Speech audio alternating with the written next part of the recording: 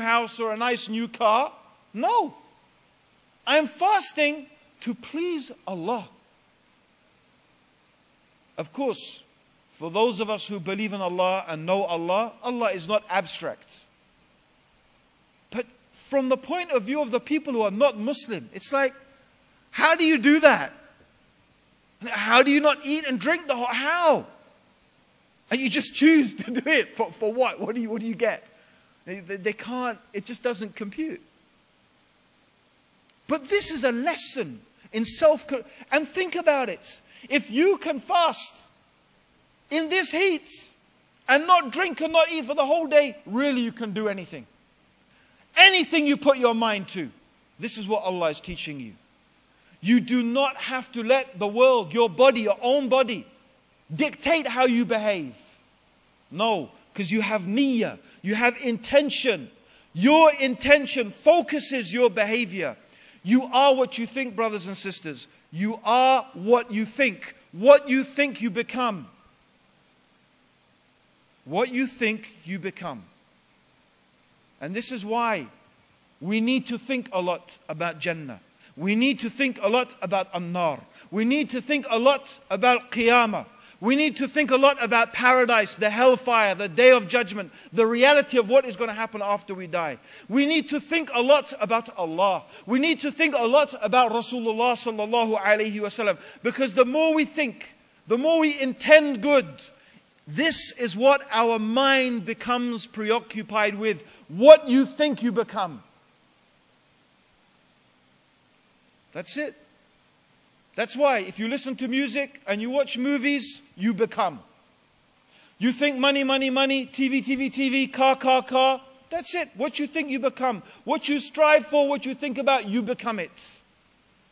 It's that simple. So Ramadan is teaching us self-mastery and self-control. This is a test. This is a test from Allah subhanahu wa ta'ala.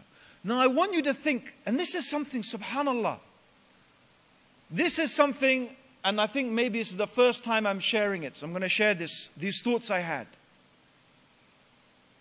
When I read this hadith of the Prophet sallallahu alaihi wasallam about that Allah loves the ones that Allah loves He tests, and the ones He loves the most He tests the most. And I was thinking, you know those people, there are so many people, believers in the path of Allah subhanahu wa ta'ala, du'at, callers to Islam, who have been taken and who have been tortured, and terrible things that happened to them. Their nails pulled out, terrible things, tortured, beaten, humiliated, raped. So many stories, and even these things are going on right until now. And I'm thinking, well, none of those things happened to Rasulullah sallallahu alaihi wasallam. I mean, surely, I'm telling this is what's going on in my mind. Surely, you know, those things are much harder. The Prophet sallallahu alaihi wasallam wasn't tested like that. But actually, this is a misunderstanding of what the hardest test is. The hardest tests are not actually physical suffering. It's not. What were the prophets tested with? Let me tell you. They were tested with this, that Allah had given them knowledge. Allah had given them wahi, revelation, knowledge from Him subhanahu wa ta'ala. And then they went to share this gift, this blessing, this beautiful thing, this knowledge. They went to share this knowledge with people, and they charged them nothing for it, for free. They went to call them to Allah subhanahu wa ta'ala, to save them from destruction, to save them from the fire, to save them from the doom, to save them from misery in this life and in the next life. And they were called liars. They were called magicians. They were called fortune tellers. This is the hardest test of all. This is harder than being tortured. This is harder than physical torture and imprisonment. That you have this knowledge from Allah and people call you a liar. They accuse you. You are a fundamentalist. You are an extremist. You are this and that. This is the hard test. And this is why the path of da'wah is the path of the prophets. Whoever is in the path of calling people to Islam is going to suffer some of this type of treatment. And this was the job of the messengers. وَلَقَدْ بَعَثْنَا فِي كُلِّ أُمَّةٍ رَسُولًا أَنْ نَعْبُدَ اللَّهِ وَاجْتَنِبُوا الطَّاغُوتَ.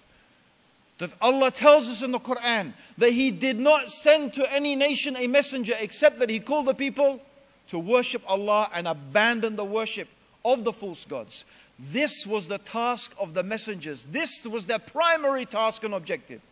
To call the people away from the darkness of kufr to the light of al-Islam.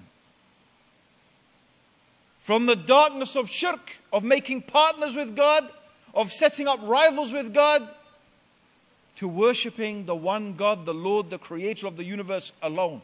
This was the task of Nuh, of Ibrahim, of Musa, of Isa, of Muhammad. This was their job. Yet, you can be sure that there is nothing more satisfying, nothing that brings more satisfaction, a more profound and lasting sense of happiness than being a person who is calling to Allah. Because it is the most significant thing that you can do. It is the best way that you could ever help human beings, is to save them from shirk, to save them from disbelief, and bring them to the guidance of God, to the guidance of Allah. It is the most significant thing that you can do. And of course, to live by it yourself. You should not be a preacher who does not practice what they preach. So I am inviting you all, brothers and sisters, as mashallah, we've been told, become a caller to Islam. Definitely become a caller to Islam. But of course, first we need to call ourselves to Islam. We need to call ourselves to submit and to surrender to Allah. And one of the great lessons of this beautiful month of Ramadan is it teaches you how truly you are able to be in control of your own inner condition. How you can be a master of yourself so that you can be a slave to Allah subhanahu wa ta'ala and worship Him truly and feel that profound sense of happiness. And then, when we meet Allah, inshallah, we will enter that beautiful abode, that blessed place, Jannah, that we began to talk about this evening. May Allah subhanahu wa ta'ala guide all of us closer to the truth. Jazakallah khair. Assalamu alaikum wa rahmatullahi wa barakatuh.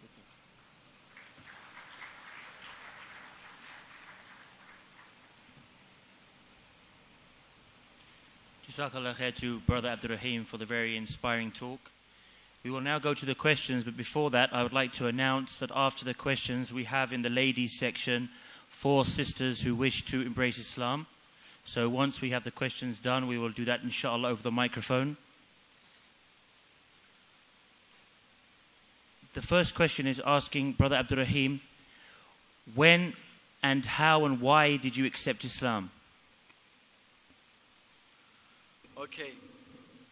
My usual answer to this is go to YouTube and type in my name, how I came to Islam.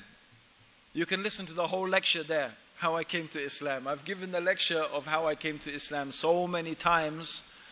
I don't think I want to give that lecture anymore, but you can listen to it on YouTube. But very, very briefly, I will mention, I only really want to mention one thing. The single most important thing in influencing me to become Muslim was reading a translation of the Quran. Having studied many religions, having been brought up a Catholic, having practiced Buddhism, having studied many religions, I spent years looking for the answers to life. Why am I here? What is the reason for our existence? What is going to happen to us when we die? What is life for? I found the answers to all of those questions in the Quran. It was the only book that I read that I felt certain that it was a book that was from Allah. And actually I remember very clearly the day that I was sitting on a train going from one part of London to another, and I was reading the Quran. I remember so distinctly. I was reading this translation of the Quran. I looked out of the window. At that time, I remember even I was going, at that exact moment, we were going over the Thames, the River Thames. And I looked back and I said, if I have ever read a book that is from God, this is the one. And I think that is the moment that truly I surrendered myself to Allah subhanahu wa ta'ala. So very briefly, that's how I became Muslim. We have a second question. The questioner is asking, how can ladies and men, basically brothers and sisters, how can they become da'is or da'iyah, and what is the kind of material that you would recommend in giving da'wah? Okay. Every country has its own unique environment and situation. In the UK, we have started an organization which aims to be an international organization. So although we are based in the UK, we are launching in Canada this October. We're also going to be launching in Holland and France and Jamaica, in Norway, and inshallah soon in Africa as well. So we've only been going for 2 years, but things are moving very fast. But one of the things that we have realized is that a lot of dawah materials that we hand out is not really based upon sound research. A lot of it is someone who, mashallah, has some knowledge about Islam, some enthusiasm for da'wah, writes down their idea of what they think a good da'wah book will be. And I'm sure that, Ismail can vouch that some of the da'wah materials that, mashallah, brothers with good intention have printed, thousands and thousands of books and shipped them from the Middle East to England, but they were so unsuited. I mean, from the design of the cover, designs that do not work people will look at it and they will just put it away. They won't even open it because the design is not something that is appealing to them. Again, to the use of the words, the contents, the approach. Every country has its own unique situation. So that's one of the things that we're trying to do in our organization. We are, therefore, research is key. We conducted a survey.